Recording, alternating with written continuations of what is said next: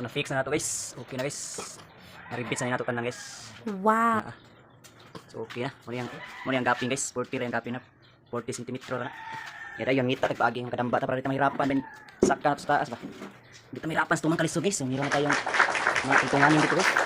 Tungtungin ba para dito mahirapan ba. What? So okay na guys. Ito yung kisame guys. Okay na. Fix na yan guys. So dito naman yung lalagay natin dyan. Yung may kulit. Dito natin yung lagay. Kaktingan pa natin ito guys. Okay na. So yung lalagay natin guys. Napababa guys pag ganyan. So ito na. So update lang kayo guys kung paano ito ilagay guys. So ito yung mga samahan natin mga pugi. So ito na guys. Nakating na natin. So ilagay na natin guys. Ito. Ayos. Lagay na natin yung kinaat natin kanina. So yan na. So may apat pa yan guys. So may guhit dyan yan guys. May apat na 5 yan sila guys. So ayos na. Lagay natin.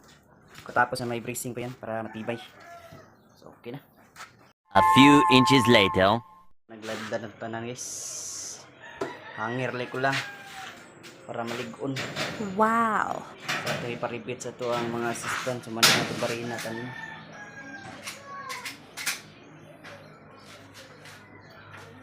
Man na to hangir like ko ang guys para maligon sa mga bracing na sa babaw.